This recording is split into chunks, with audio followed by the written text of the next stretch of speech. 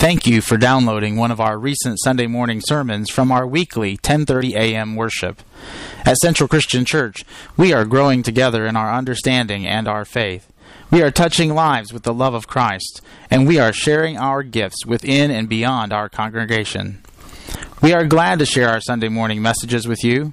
We hope you will hear a word of comfort and encouragement for your life. May God bless you and grant you peace and joy.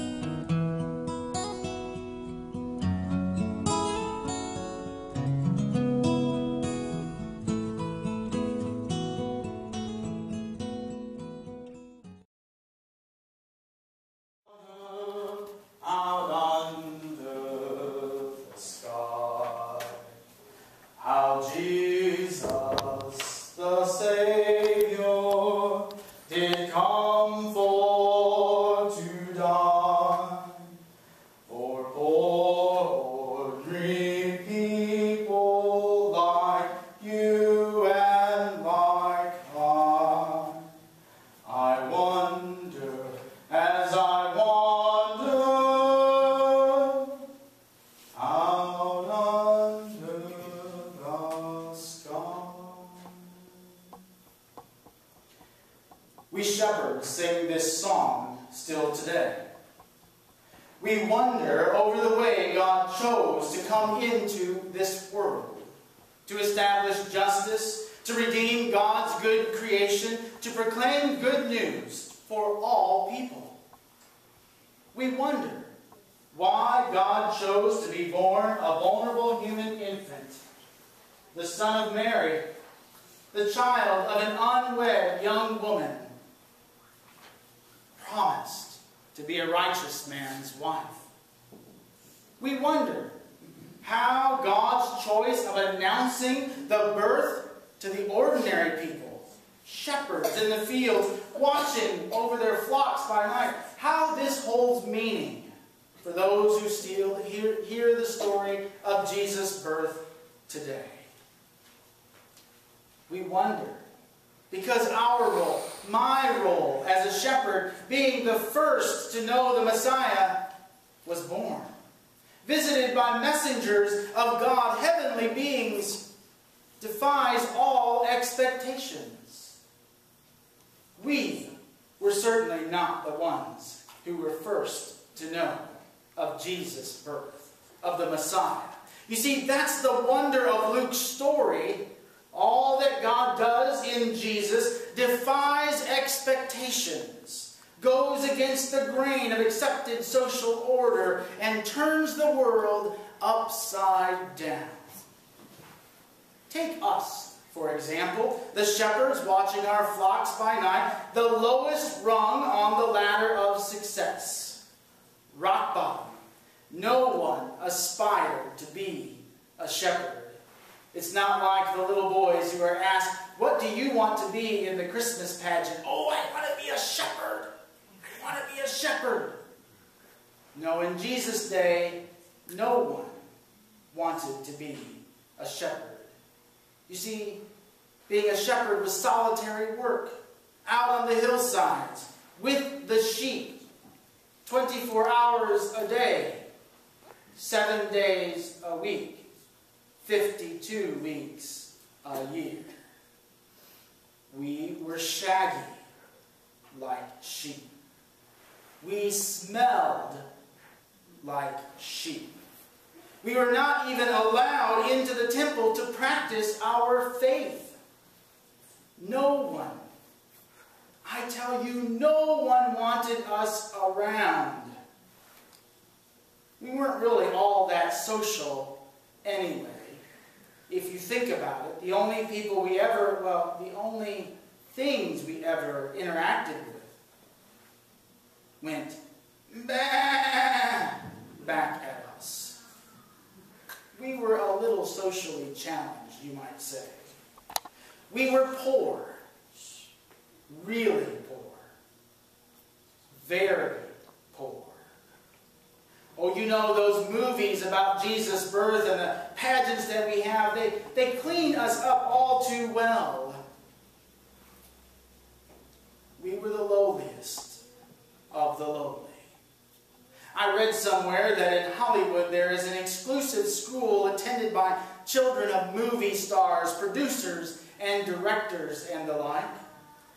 They were asked to write a composition on the subject of poverty, and one little girl started her literary piece, "Once there was a poor little girl. Her father was poor. Her mother was poor. Her governess was poor. Her chauffeur was poor.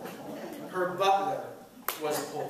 In fact, everybody in the house was very, very poor." My friends, we were poor, ordinary, and without the power necessary to change our lives. Oh, sure, some of us had made mistakes. Some may have been skilled laborers had it not been for their taste for wine. Some may have been servants of the temple had it not been for their bungling of relationships. Others of us may have been merchants or traders had it not been for their insatiable greed and their gambling losses. Still others may have been the owners of the flocks that we cared for had they not been lured falsely like prey into losing deals on their inherited lands. And still some of us were just throwaways because we were different in some way. Throwaways because we were different in some way. No one chose to be a shepherd.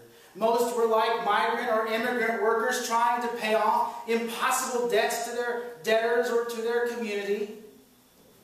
And so I wondered for a long time, why did God choose to announce the birth of God's Son, the Savior of the world, to shepherds? Until I heard Mary's song. Mary's song. He has shown strength with his arm. He has scattered the proud in the thoughts of their hearts. He has brought down the powerful from their thrones and lifted up the lowly. He has filled the hungry with good things and sent the rich away empty. The first shepherds had not heard the song. They were just overwhelmed by the presence of God's messengers, proclaiming good news for all people, peace on earth for all people. You see, shepherds longed for good news, the promised Savior, the Messiah, God's chosen King, to break the bonds of injustice and let the prisoners go free, to proclaim God's favor for the poor and to give sight to the blind. But when you are of the shepherd lot, when you are the outcast, the scorned, the shamed, the poor, it's hard to believe any good news has come for you. Because true good news is very hard to come by at the bottom of the heap. It's hard to trust anyone, even God's representatives in the world. The temple then, and the church today. You see, the temple authorities banned us from being in the presence of God. They blamed us for everything that went wrong. When the Roman armies rolled through town and decided to rape and murder a few folks as a deterrent and threat for everyone else, we got the blame. It's those shepherds. When droughts decimated the harvest and famine hit the land, we were to blame.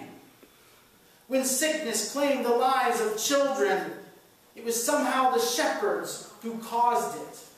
along with the lepers and the mentally ill, of course.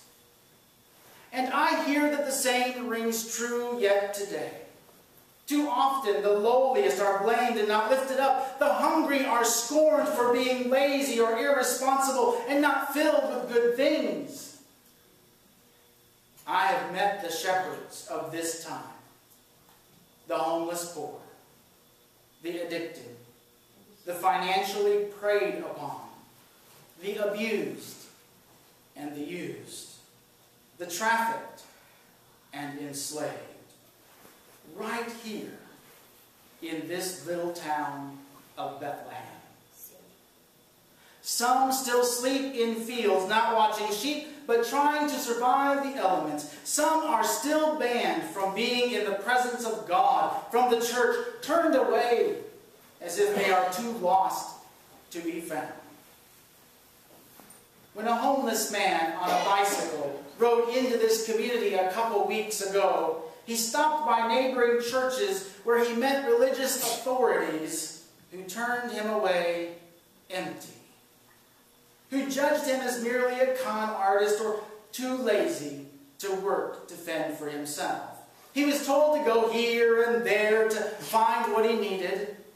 He was just another needy person, a taker, not a giver. When he knocked on your door, he found a warm meal, albeit from the microwave, a hot shower, thank goodness for those who built this building so many years ago, the generosity of soap and clean clothes, warm socks for his journey, a willing spirit of compassion, companionship, and transportation. When he knocked on your door, he heard Mary's song. He was lifted up and filled with good things. He received the message of the angels, of good news for all people. In his words, he found the good Christian people of this little town of Bethlehem. You see, my friends, that's what this nativity story is really all about. That's why we gather to sing the beautiful hymns of this season. That's why we wait with anticipation and expectation for Christ to come anew into this world and into our lives. You see, we find hope in the wonder and expectation of God's amazing gift of good news for all people, of peace, of love, and of joy. When Mary birthed Jesus in a cow's stall, and wise men and farmers and shepherds and all, and high from God's heaven a star's light did fall, the promise of the ages, it then did recall. So when Mary sings, he has helped his servant Israel in remembrance of his mercy, according to the promise he made to our ancestors, to Abraham and to his descendants forever. Ordinary shepherds were ready to trust in God's promise and to listen for the world-transforming, life-changing good news of Jesus, the Savior. Are you?